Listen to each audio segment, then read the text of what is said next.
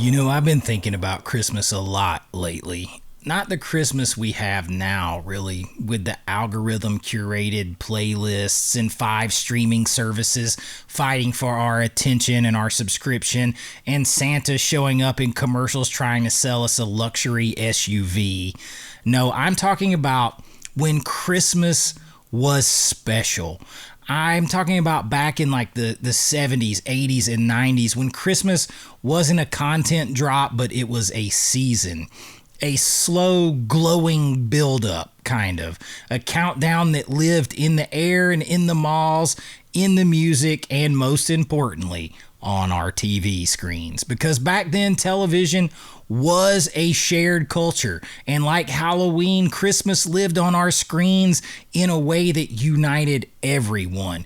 Kids, parents, grandparents, we all watched the same stuff. We all knew the same specials. And we all waited for that one moment when Rudolph, Mickey, Charlie Brown, Frosty, or even Joe Bob Briggs showed up to tell us it's officially Christmas. So today, let's take a drive back down memory lane, through the TV guide, past the mall Santa, and straight to the living room floor where we watched it all happen. This is when Christmas was special. I've said it before and I'll say it again. One of the things that made the 80s and 90s and the 70s and times before special was that we all watched the exact same stuff at the same time, especially during Christmas. This wasn't streaming. This wasn't I'll catch it later. This wasn't it'll be on the app tomorrow, or I'll DVR it, or anything like that. The special aired at 8 p.m. You were on the couch at 7:59 p.m., bowl of popcorn or maybe bowl of cereal in hand, VCR blinking 12 o'clock because nobody knew how to change it. That's when you were there front and center. Christmas wasn't just a holiday. It was a television event. It just was. Every network had their Christmas programming blocks. CBS had the classic cartoons. NBC with Frosty and Rudolph. ABC with Disney and TGIF Christmas episodes. And cable channels like USA, TNT, Nickelodeon, the Disney Channel, Cartoon Network, all those that came later on, they were blasting you with Christmas atmosphere every day.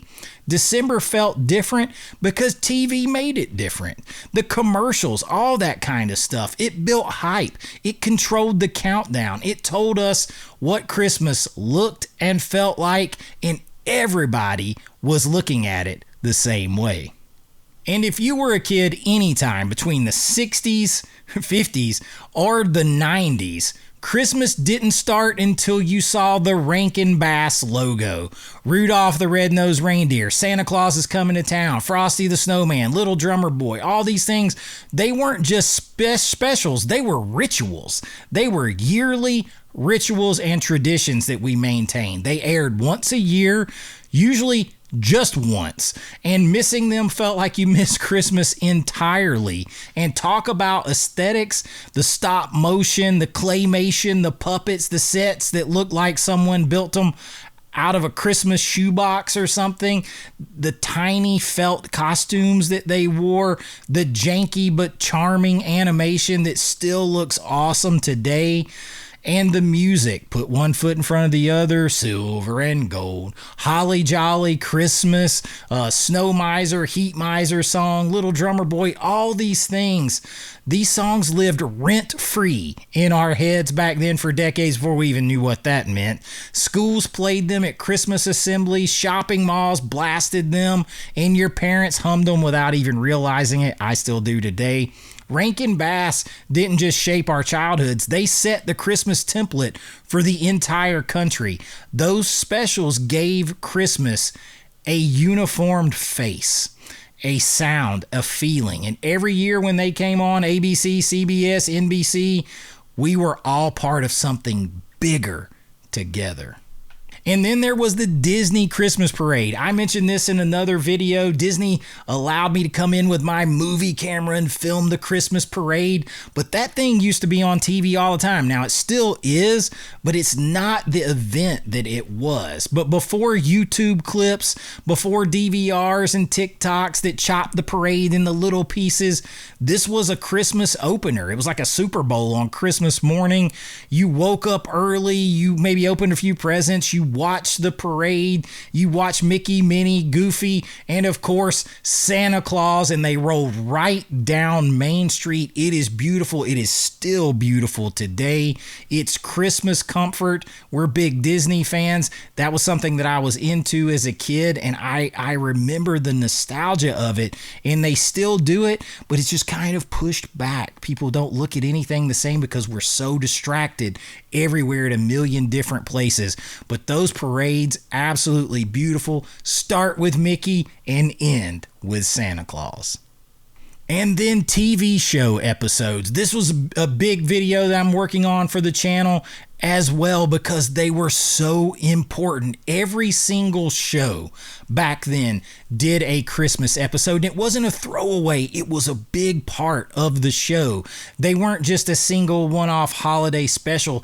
These were big events, whether it was Saved by the Bell, Cheers, Friends, X-Files, Buffy the Vampire Slayer, Supernatural, Smallville, Home Improvement, Fresh Prince of Bel-Air, Boy Meets World, Full House, whatever. They all did these episodes and they became like time capsules in and of themselves. And some of the shows were heartfelt. Now there's a show, Ted Lasso did an episode that has brought that back today that gave me hope that it can still be there. And some were funny. Some, like X-Files and Buffy and Supernatural, went a little creepy, but still very spiritual and mythological. And they brought something bigger to Christmas. And the important part was we all watched them together when they aired. There wasn't really binge watching. There was no skipping ahead.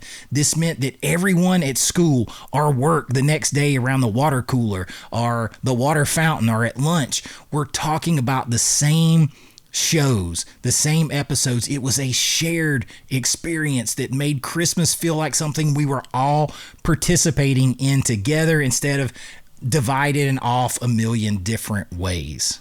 And that's something that younger generations will never understand. And another thing they will never understand that was really big back then in the 90s, as much in the 90s, 80s, 70s before, Christmas variety shows.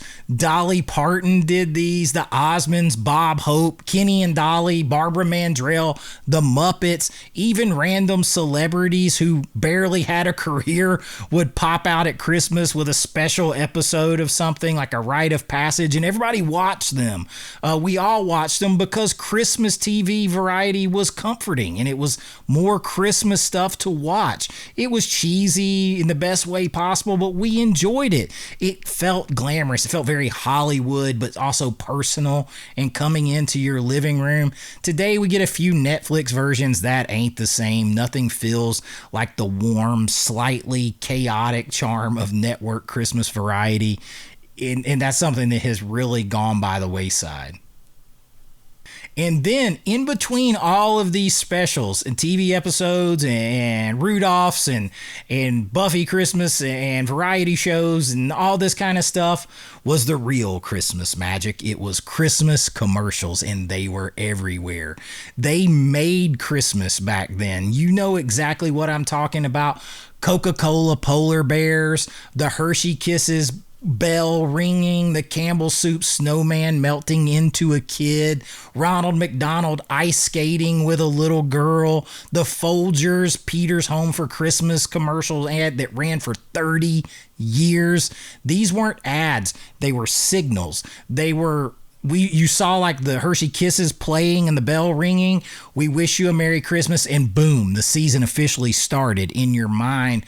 Christmas commercials were woven into the holiday fabric, and the pop culture. Like, I remember getting an Atari when we got an Atari, and E.T., even though it was a horrible game, it was a huge movie, and Spielberg, I'm a big Spielberg guy.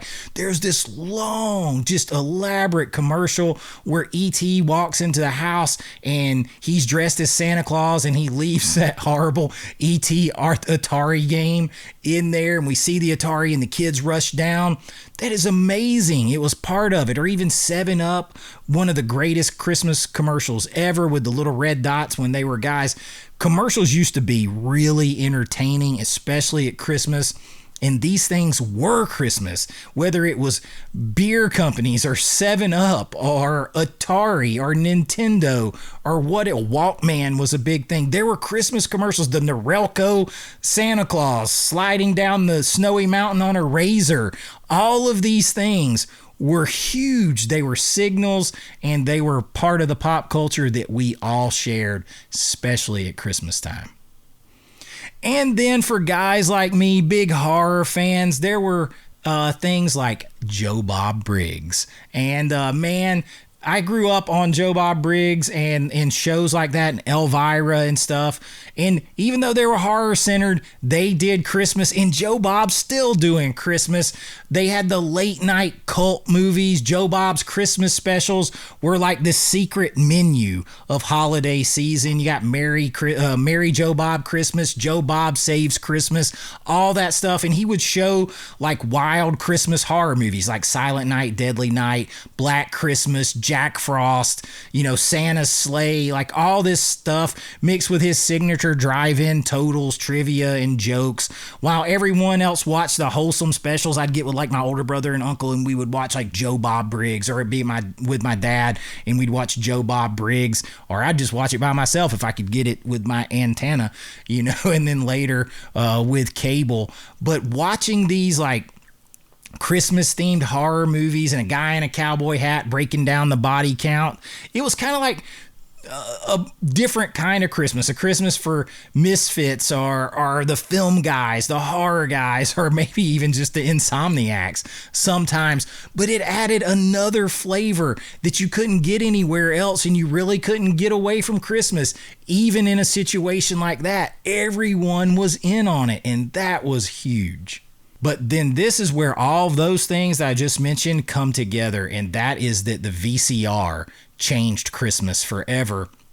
Once you could record Christmas specials, and a brand new holiday tradition was born at that point. Those tapes became gold. I was just talking to my mom. She still has some that I recorded on there, and you would never record over. It'd be like Christmas tape 1, Garfield Christmas special, Alvin and the Chipmunks, Saved by the Bell, whatever, and or 1992 Christmas special, or 87 Christmas Vacation, Trading Places, whatever. Those are literally on tapes over at my mom's house. Rudolph and Garfield, all these things, and they had all those commercials in there too, and that just added to the experience.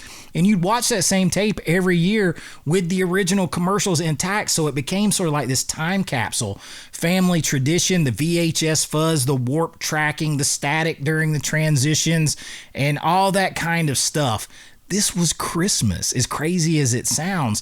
And VHS let us preserve Christmas in a way no generation before could. It was a whole new thing.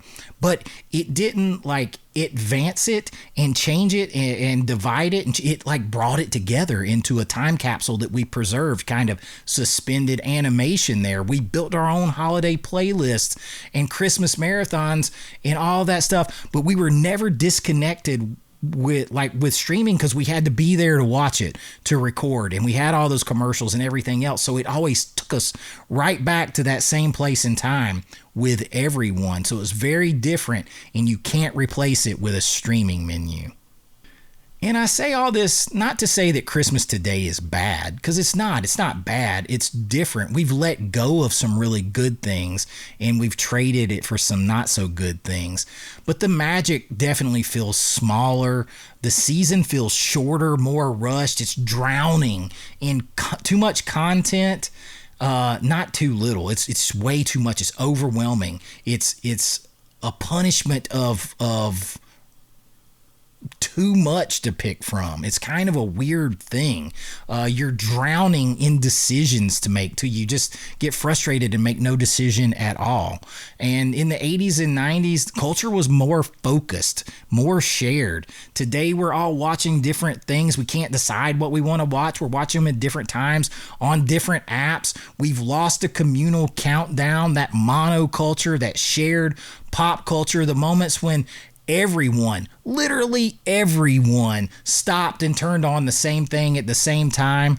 Christmas used to be a signal to remind you to slow down and enjoy and be present with family and remember the true meaning of Christmas and all that. Now it just goes by in a blur of content dumps, sales that go on. Oh, it's just crazy. We didn't really lose the magic. We just stopped receiving it or looking for it together. It's drowned it out under all the noise and the cynicism, but it is still there, I promise. Because, the Christmases we remember, they weren't just about specials or commercials or the parades or episodes or VHS tapes. Those are all things that just brought us together. They're not the real meaning of it. It was about the feeling of all of us experiencing the same thing and just kind of moving the same direction and not divided, right? Being tuned into the same frequency, understanding to slow down and remember the things that are important, and watching this glowing screen together that even if we were all different in a million different ways, we had those things. We had a common ground, and that made you feel closer with other people, closer with your family in your own house. It made the world feel smaller in a good way, and it made Christmas feel even more important, though it is so important. And yeah, we can't recreate that completely, but we can bring as much of it back as we can and not let it go. We can choose it. We can recreate those feelings by choosing traditions, by watching things together, by slowing down, by remembering the true meaning of Christmas spiritually, and by letting Christmas build, by letting Christmas be intentional again, because the truth of it is, Christmas was special back then because we collectively were present for it. We paid attention. We showed up. We shared the experience. And we can still do all of that now. I promise you, the magic is there. It is there. So there you go. That is my deep dive into why Christmas was so special on our TVs and Christmas special. Christmas is special anyway, but it felt so magical, and it still does to me. I'm still that kid inside. I want that, and I know a lot of you do. It's there to be had. Just bring it out. It's impossible to forget, and I don't ever want you to forget it. And I just want you to hope you have a good time here and share this, and maybe somebody that needs to hear it will hear it. And as always, I want you to believe in the things that matter, believe in magic, and have a good time. We are all in this together. That I promise you. So let me know in the comments, what are the things you grew up with? What did you love watching? What did you love doing? All those kind of things. I just want to hear it this time of year. We do movies and pop culture, and mostly movies all the time because I'm a filmmaker and I love it and all that kind of stuff. And I love talking movies. But there is time, just like I'm doing here, to slow down. All that stuff is there. We got the whole year for it. Let's talk about Christmas. Let's talk about those things that matter and how we can get them back, because the magic is still there. And that's what I got for you this time. I hope you enjoyed it. And until next time, be kind, rewind like always. This is Chase with AV Pop Culture, and I'll see you real soon. Bye-bye. Merry Christmas. I know.